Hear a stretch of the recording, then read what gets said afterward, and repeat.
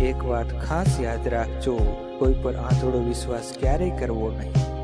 જે વ્યક્તિ બીજાના ચહેરા પર ખુશી લાવવાની ક્ષમતા રાખે છે, ઈશ્વર એના જીવનમાં ક્યારેય ખુશી ઓછી થવા દેતો નથી.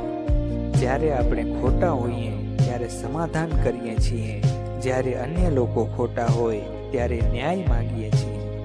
સમય સાથે અપડેટ થતા રહેજો, નહીં તો આ દુનિયા તમને હેંગ કરી નાખશે.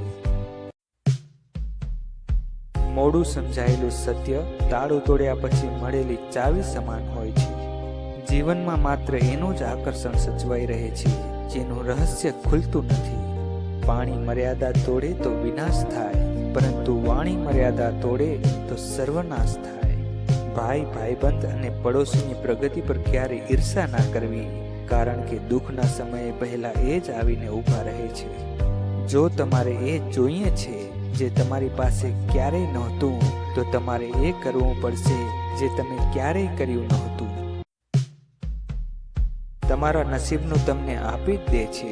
ભગવાન વળી ક્યાં કોઈ આધાર કાર્ડ માંગે છે? મહા મહેનતે જ્યારે તમે સફળ થશો ત્યારે લોકો તમારી સફળતાને કિસ્મત કહેશે. જો વ્યક્તિ શિક્ષા પહેલા સંસ્કાર, વેપાર પહેલા વ્યવહાર અને ભગવાન પહેલા માતા પિતાને જાણી લે તો એના જીવનમાં ક્યારેય કોઈ તકલીફ નહીં આવે.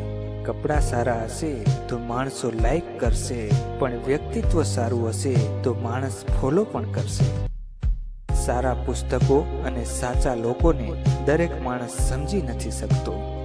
જિંદગીમાં એક એવો સમય જરૂર આવે છે જ્યારે વ્યક્તિએ નક્કી કરવાનું હોય છે કે પાનું ફેરવવું કે ચોપડી જ બંધ કરવાની છે.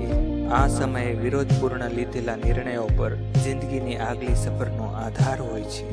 પોઝિટિવ વિચાર કરનારને કોઈ ઝેર મારી ના શકે અને નેગેટિવ વિચાર કરનારને કોઈ દવા બચાવી ના શકે.